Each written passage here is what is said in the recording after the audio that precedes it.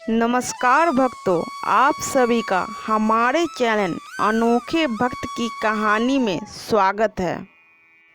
माँ संतोषी की व्रत की महिमा। संतोषी माता के पिता गणपति और माता रिद्धि सिद्धि हैं। इनका परिवार धन धान्य, सोना चांदी, मोती मूंगा तथा रत्नों से भरा है। जो भक्त पूर्ण आस्था, श्रद्धा और विश्वास के साथ माँ संतोषी की पूजा, आराधना और सेवा के साथ साथ जो उनकी मन से सच्ची भक्ति करता है, उस पर तो माँ संतोषी की विशेष कृपा तो होती ही है। उनके साथ साथ संपूर्ण शिव शक्ति परिवार की भी विशेष कृपा होती है। पिता गणेश की कृपा से दरिद्रता और कलह का नाश होता है। माँ संतोषी की कृपा से घर में सुख तथा शांति, बाल गोपाल से भरा परिवार, व्यापार में लाभ ही लाभ, मन की सर्व मनोकामनाओं की पूर्ति होती है और शोक, विपत्ति, चिंता आदि सब दूर होती है। माँ संतोषी की व्रत विधि। कथा प्रारंभ करने से पहले पवित्र स्थान पर एक तांबे का कलश जल से भरकर रखें। उस कलश के ऊपर एक कटोरी में गुड़ और चना रखें। ध्यान रहे, प्रसाद सदैव सवाया ही चढ़ाया जाता है, जैसे ₹1.25 का, ₹2.5 का आदि। अपनी क्षमता के अनुसार ही प्रसाद लें। माता प्रेम व श्रद्धा की भूखी है, मात्रा की नहीं। कथा कहने वाला अपने सीधे हाथ में गुड़ व चना रखें। कथा श्रवण करने वाले समय समय पर संतोषी माता की जय बोलते रहें। कथा समाप्त होने पर आरती करें तथा कलश में रखा जल पहले पूरे घर में छिड़कें, फिर शेष जल तुलसी को चढ़ा दें। कथा कहने वाला अपने हाथ में रखा गुड़ और चना गौ माता को खिलाएं। इसके पश्चात कटोरी में रखा प्रसाद कथा सुनने वालों तथा घर के सदस्यों में बांट दें। एक समय भोजन करें। जितनी शुक्रवार व्रत करने का संकल्प किया हो, वह समय पूरा होने पर उद्यापन करना आवश्यक है। उद्यापन में घर के तथा पड़ोस के बच्चों को बुलाकर भोजन करवाकर यथाशक्ति दक्षिणा दें। इस दिन घर में कोई खटाई का सामान न बनाएं। विधि के अनुसार व्रत करने से व्रतकर्ता की सभी मनोकामनाएं पूर्ण होंगी। परिवार में सुख शांति और व्यापार में उन्नति के लिए यह व्रत सर्वोत्तम तथा अत्यधिक सरल है। माँ संतोषी की व्रत कथा। एक बुढ़िया के 7 बेटे थे। 6 बेटे कमाने वाले थे और एक बेटा निकम्मा था। बुढ़िया माँ 6 पुत्रों का झूठा 7वें बेटे को देती थी। 7वां पुत्र एक दिन अपनी पत्नी से बोला, देखो मेरी माता का मुझ पर कितना प्रेम है। वह बोली, क्यों नहीं, सबका झूठा बचा हुआ तुमको खिलाती है। वह बोला, जब तक आँखों से न देखूं मान नहीं सकता। पत्नी ने हंसकर कहा, देख लोगे तब तो मानोगे। कुछ दिन बाद एक बड़ा त्योहार आया। घर में 7 प्रकार के भोजन तथा चूरमा के लड्डू बने। वह पत्नी की बात को जांचने के लिए सिर दर्द का बहाना बनाकर पतला कपड़ा सिर पर ओढ़कर रसोई में जाकर सो गया और कपड़े में से सब देखता रहा। 6 भाई भोजन करने आए। उसने देखा माँ ने उनके लिए सुंदर सुंदर आसन बिछाए, 7 प्रकार की रसोई परोसी और आग्रह कर करके उन्हें भोजन कराती रही। वह देखता रहा। 6 भाई भोजन कर उठ गए। तब माँ ने उनकी थालियों में से लड्डुओं के टुकड़ों को उठाया और एक लड्डू बनाया। झूठन साफ कर माँ ने उसे पुकारा, उठ बेटा उठ, तेरे भाइयों ने भोजन कर लिया है, तू भी उठकर भोजन कर ले। उसने कहा, माँ मुझे भोजन नहीं करना, मैं परदेश जा रहा हूँ। माता ने कहा, कल जाना हो तो आज ही जा। वह बोला, हाँ हाँ जा रहा हूँ। यह कहकर वह घर से निकल गया। चलते समय उसे पत्नी की याद आई। वह गौशाला में कंडे ठाप रही थी। वहाँ जाकर वह बोला, मेरे पास तो कुछ नहीं है, यह अंगूठी है, सो ले लो और अपनी कोई निशानी मुझे दे दो। वह बोली, मेरे पास क्या है, यह गोबर भरा हाथ। यह कहकर पत्नी ने उसकी पीठ पर गोबर के हाथ की थाप मार दी। वह चल दिया। चलते चलते दूर देश में पहुंचा। वहाँ एक साहूकार की दुकान थी। वहाँ जाकर बोला, सेठ जी मुझे नौकरी पर रख लो। साहूकार को नौकर की सख्त ज़रूरत थी। साहूकार ने कहा, काम देखकर तनख्वाह मिलेगी। उसने कहा, सेठ जी जैसा आप ठीक समझे। उसे साहूकार के यहाँ नौकरी मिल गई। वह वहाँ दिन रात काम करने लगा। कुछ दिन में दुकान का लेन देन, हिसाब किताब, ग्राहकों को माल बेचना, सारा काम करने लगा। साहूकार के 7-8 नौकर थे। वे सब चक्कर खाने लगे, लेकिन उसने अपनी लगन, परिश्रम और ईमानदारी से सभी को पीछे छोड़ दिया। उसे अपने किए का फल मिला। सेठ ने भी उसका काम देखा और 3 महीने में ही उसे मुनाफे में साझीदार बना लिया। परिश्रम करते करते 12 वर्ष में ही वह नगर का नामी सेठ बन गया और सेठ अपना सारा कारोबार उस पर छोड़कर बाहर चला गया।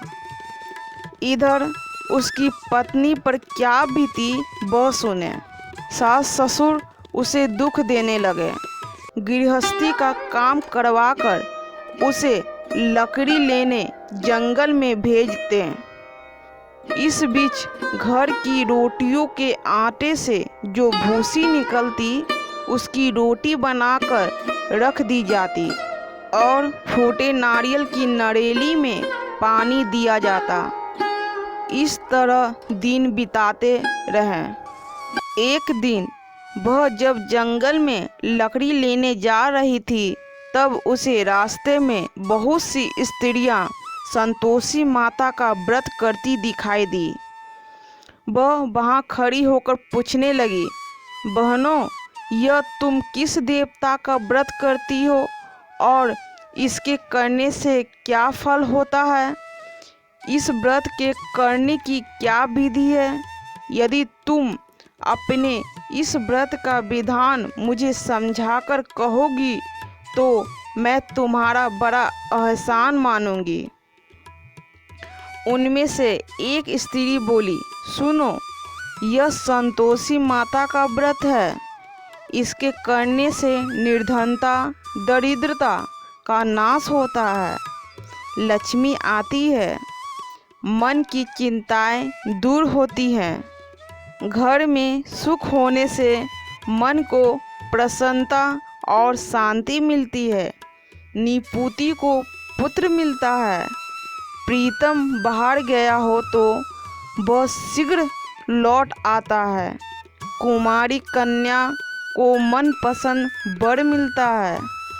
चलता मुकदमा खत्म हो जाता है। कलह कलेश की निवृत्ति हो, सुख शांति होती है। घर में धन जमा हो, धन जायदाद का लाभ होता है तथा और भी मन में जो कुछ कामना हो सब संतोषी माता की कृपा से पूरी हो जाती है, इसमें संदेह नहीं। वह पूछने लगी, यह व्रत कैसे किया जाता है? यह भी बताओ तो बड़ी कृपा होगी। वह स्त्री कहने लगी, बिना परेशानी, श्रद्धा और प्रेम से जितना भी बन सके प्रसाद लेना। 5.25 पैसे से 5.25 आने तथा इससे भी ज़्यादा शक्ति और भक्ति के अनुसार गुड़ और चना लें। हर शुक्रवार को निराहार रहकर कथा कहना सुनना। इसके बीच क्रम नहीं टूटे। लगातार नियम पालन करना। सुनने वाला कोई न मिले तो घी का दीपक जलाकर उसके आगे जल के पात्र को रखकर कहता कहना, परंतु नियम ना टूटे। जब तक कार्य सिद्ध न हो नियम पालन करना और कार्य सिद्ध हो जाने पर व्रत का उद्यापन करना। 3 मास में माता पूरा फल प्रदान करती हैं। यदि किसी के खोटे ग्रह हो तो भी माता एक वर्ष में अवश्य ही उन्हें अनुकूल करती हैं। कार्य सिद्ध होने पर ही उद्यापन करना चाहिए, बीच में नहीं। उद्यापन में 2.5 सेर आटे का खाजा तथा इसी अनुसार खीर तथा चने का साग बनाना। 8 बच्चों को भोजन कराना। जहाँ तक मिले देवर, जेठ, भाई, बंधु, कुटुंब के लड़के लेना। ना मिले तो रिश्तेदारों और पड़ोसियों के लड़के बुलाना। उन्हें भोजन करा यथाशक्ति दक्षिणा दें। माता का नियम पूरा करना। ध्यान रखना उस दिन घर में कोई खटाई ना खाए। यह सुनकर वो वहाँ से चल दी। रास्ते में लकड़ी के बोझ को बेच दिया और उन पैसों से गुड़ चना ले माता के व्रत की तैयारी कर आगे चली। रास्ते में संतोषी माता के मंदिर में जा माता के चरणों में लौटने लगी। विनती करने लगी, माँ मैं दीन हूँ, निपट मूर्ख हूँ, व्रत के नियम कुछ नहीं जानती, मैं बहुत दुखी हूँ। हे माता मेरा दुख दूर कर, मैं तेरी शरण में हूँ। माता को दया आई। एक शुक्रवार बीता कि दूसरे शुक्रवार को ही उसके पति का पत्र आया और तीसरे शुक्रवार को उसका भेजा हुआ पैसा आ पहुंचा। यह देखकर जेठानी मुंह सिकोड़ने लगी। इतने दिनों के बाद इतना पैसा आया है, इसमें क्या बड़ाई है? लड़के ताने देने लगे। काकी के पास अब पत्र आने लगे, रुपया आने लगा। अब तो काकी की खातिर बढ़ेगी। अब तो काकी बुलाने से भी नहीं बोलेगी। बेचारी सरलता से कहती, भैया पत्र आए, रुपया आए तो हम सबके लिए अच्छा है। ऐसा कहकर आँखों में आंसू भरकर संतोषी माता के मंदिर में जा मातेश्वरी के चरणों में गिरकर रोने लगी। माँ मैंने तुमसे पैसा नहीं मांगा, मुझे पैसे से क्या काम, मुझे तो अपने सुहाग से काम है। मैं तो अपने स्वामी के दर्शन और सेवा मांगती हूँ।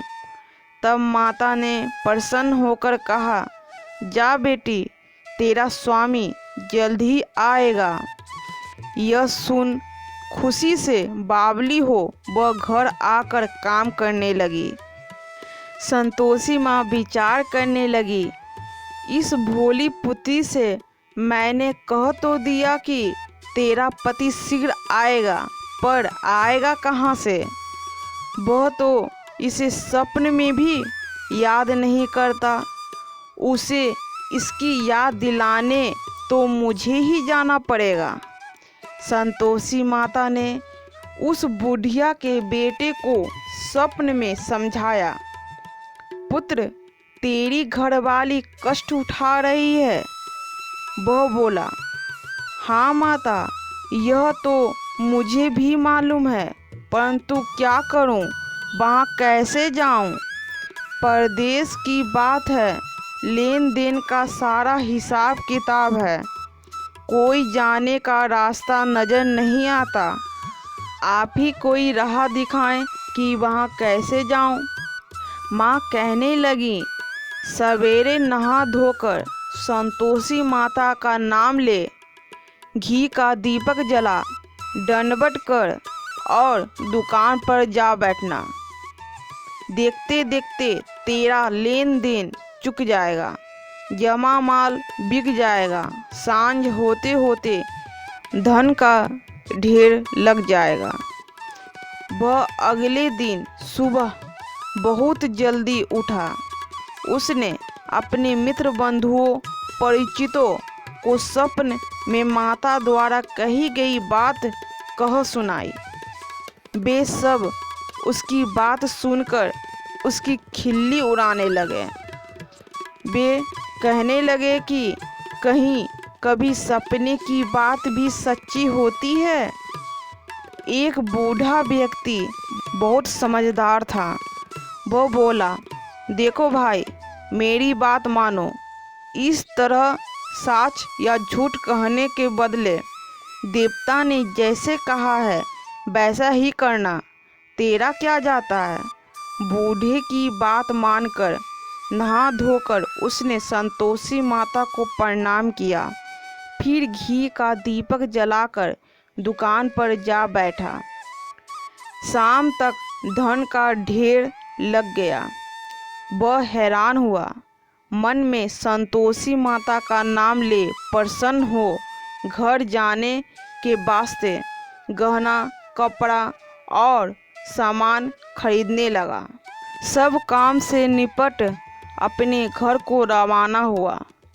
उधर उसकी पत्नी जंगल में लकड़ी लेने गई। लौटते वक्त थक जाने के कारण संतोषी माता के मंदिर पर विश्राम करने बैठ गई। यह तो उसका रोज रुकने का स्थान था। धूल उड़ती देख उसने माता से पूछा, हे माता, यह धूल कैसी उड़ रही है? माँ ने कहा, हे पुत्री, तेरा पति आ रहा है। अब तू ऐसा कर, लकड़ियों के 3 बोझ बना, एक नदी के किनारे रख, दूसरा मेरे मंदिर पर और तीसरा अपने सिर पर रख। तेरा पति को लकड़ी का गट्ठा देखकर मोह पैदा होगा। वो वहाँ रुकेगा, नाश्ता पानी बना खाकर माँ से मिलने जाएगा। तू लकड़ी का बोझ उठाकर जाना और बीच चौक में गट्ठा डालकर 3 आवाज़ें जोर से लगाना।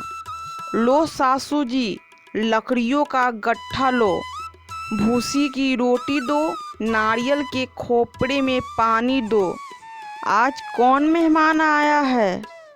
संतोषी माँ की बात सुनकर वह बहुत अच्छा माँ कहकर प्रसन्न मन से लकड़ियों के 3 गट्ठे बना लाई।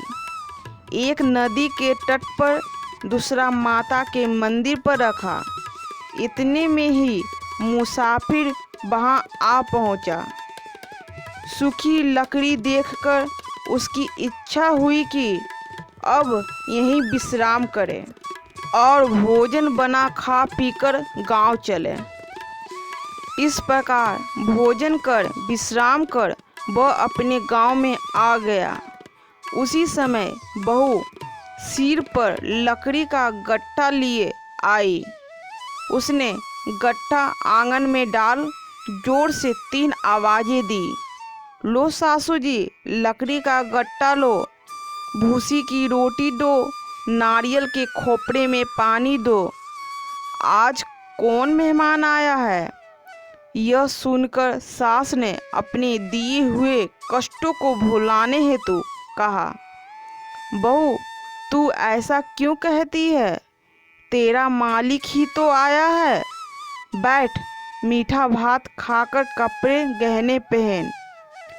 पत्नी की आवाज़ सुनकर उसका स्वामी बाहर आया और उसके हाथ में पहनी अंगूठी देखकर व्याकुल हो गया। उसने माँ से पूछा, माँ यह कौन है? माँ बोली, बेटा यह तेरी पत्नी है। आज 12 वर्ष हो गए जब से तू गया है, तब से सारे गांव में जानवर की तरह भटकती फिरती है। काम काज कुछ करती नहीं, 4 समय आकर खा जाती है। अब तुझे देखकर भूसी की रोटी और नारियल के खोपड़े में पानी मांगती है। वो बोला, ठीक है माँ, मैंने इसे भी देखा और तुम्हें भी।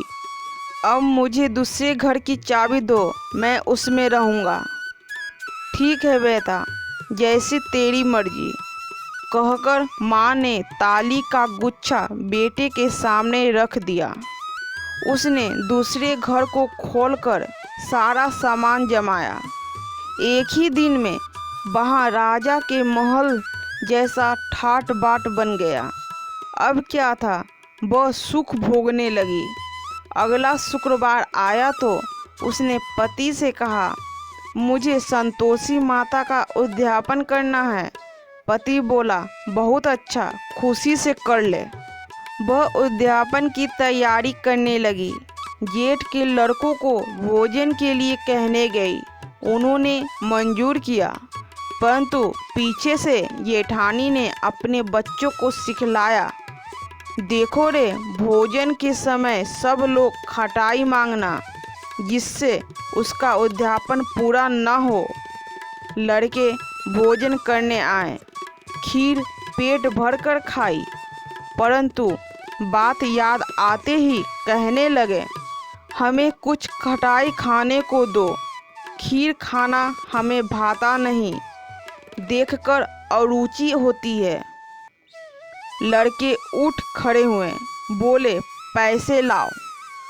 भोली बहू कुछ जानती न थी, उसने उन्हें पैसे दे दिए।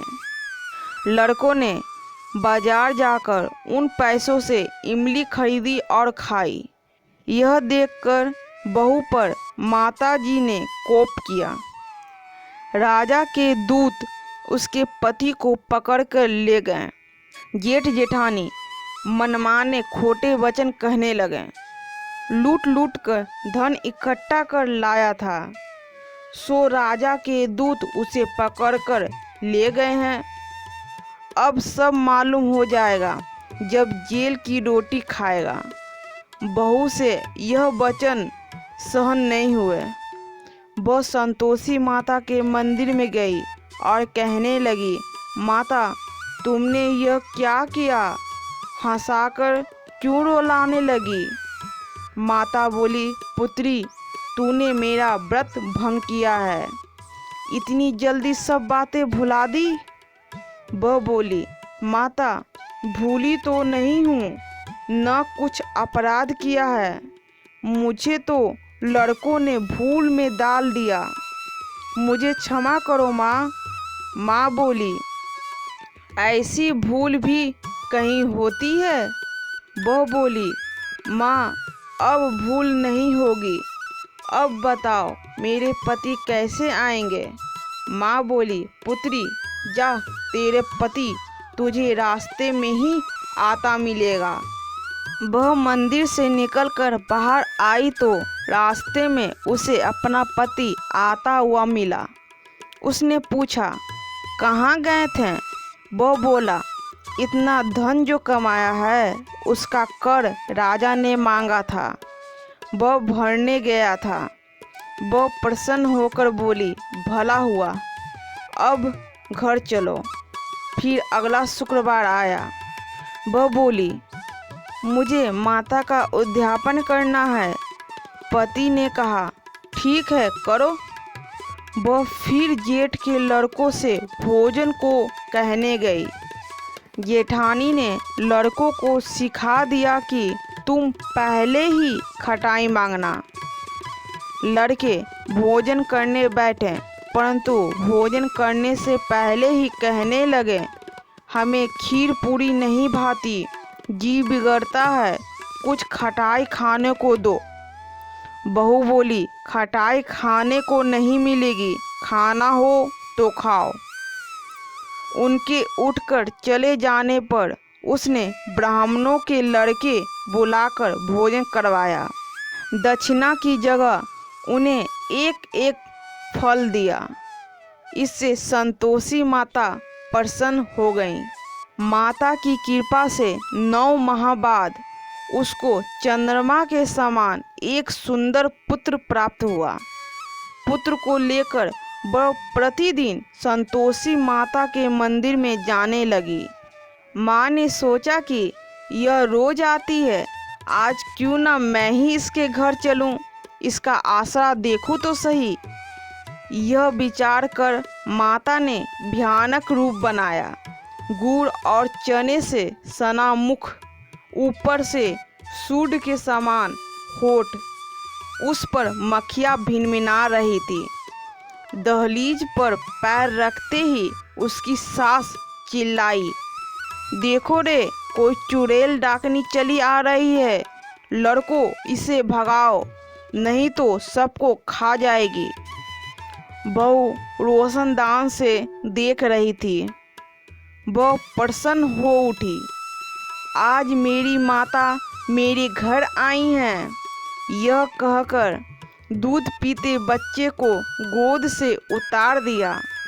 इस पर उसकी सास क्रोध में भरकर बोली, अरे राड, इसे देखकर कैसी उतावली हुई जो बच्चों को पटक दिया। इतने में माँ के प्रताप से जहाँ देखो वहाँ लड़के ही लड़के नजर आने लगे। बहू बोली, माँ जी, मैं जिनका व्रत करती हूँ यह वही संतोषी माता हैं। इतना कह उसने झट से घर के सारे किवाड़ खोल दिए। सबने माता के चरण पकड़ लिए और विनती कर कहने लगे, हे माता, हम मूर्ख हैं, अज्ञानी हैं, तुम्हारे व्रत की विधि हम नहीं जानते। तुम्हारा व्रत भंग कर हमने बड़ा अपराध किया है। हे माता, आप हमारे अपराधों को क्षमा करो। इस प्रकार बार बार कहने पर संतोषी माता प्रसन्न हुई। इसके बाद उसकी सास कहने लगी, हे संतोषी माता, आपने बहू को जैसा फल दिया है वैसा सबको देना। जो यह कथा सुने या पढ़े उसका मनोरथ पूर्ण हो। भक्तों, सच में जो कोई भी माँ संतोषी की व्रत पूर्ण विधि सहित करता है, उस भक्त पर माँ संतोषी की कृपा सदैव बनी रहती है। जय संतोषी माँ। धन्यवाद।